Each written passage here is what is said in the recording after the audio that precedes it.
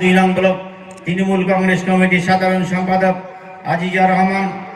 কোন মানুষ আমার মঞ্চে কেউ কেউ আছে, ভেটাগুড়িতে গেছে, 4 ঘন্টা বসে থাকিয়া কোমর ব্যথা হয়েছে, তারপরেও বিদ্যুৎ দেখা পায় নাই, এমন মানুষও আমার এই মঞ্চে আছে।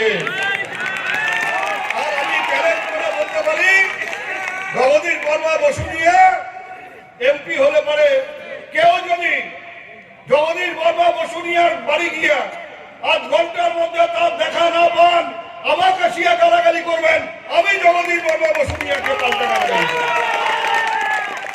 মানুষের ভোট নিয়ে রাজা হয়ে তুমি রাজাগিরি দেখাচ্ছ।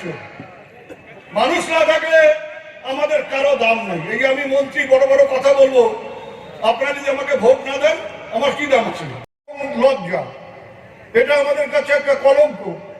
সেই লজ্জা কলঙ্ককে মোচন করে আমরা যাতে জগদীশ চন্দ্র বর্মা বসুনিয়াকে বিপুল ভোটে জয়ী করে আমাদের নেত্রী মমতা বন্দ্যোপাধ্যায়ের হাতে তুলে দিতে পারি, তার জন্য প্রতিটা কর্মীকে এখন থেকে সক্রিয়ভাবে মাঠে নামতে হবে।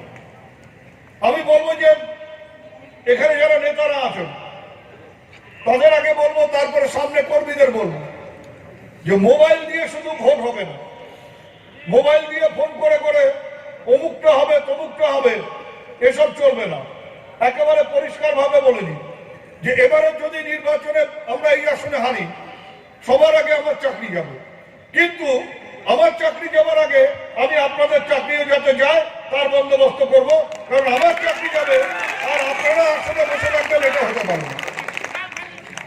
আজকে মন্ত্রী হওয়ার পরে দিনাটা মহকুমায়, আমার নিজের বিধানসভা কেন্দ্র তো আছেই, দিনাটা মহকুমা জুড়ে যে উন্নয়নমূলক কাজ আমরা করেছি এখনো সেই কাজ চলছে।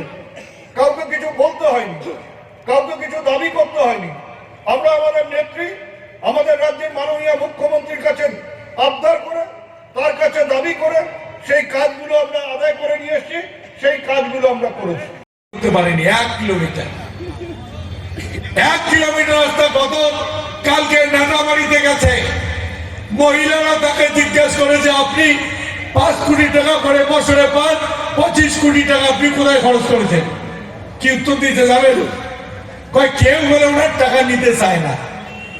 এটা কথা হইল? এই পাগল, টাকা কেউ নিতে চায় না।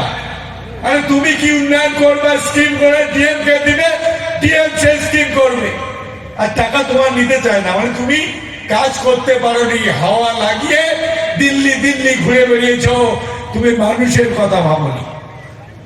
তাই আপনাদের কাছে আমার অনুরোধ, আমি বেশিক্ষণ সময় নেব না, যে কালো দিন আমার যদি বলেন তো, যে কোথাও যেতে যেতে যদি নামাজের সময় হয় তাহলে কি নামাজের জন্য মসজিদ খুঁজতে দৌড়াতে হবে? যেখানে রাস্তা, যেখানে যে কোনো জায়গায় নামাজ পড়া যায়, তাই তো? সেটা জায়েজ কি না জায়েজ নাকি? জায়েজ। তাহলে আমার মুসল্লি ভাইয়েরা, নামাজিরা দিল্লির রাস্তায় নামাজ পড়ছে, আর দিল্লির পুলিশ তার পিছনে এসে লাথি মেরে তাকে তুলে দিচ্ছে। এটা কি? এটা কি? এটা একটা ধর্মের উপর চরম আঘাত, অপমান। একজন বান্দা, পবিত্র বান্দা, তিনি উজু করে নামাজ পড়ছেন,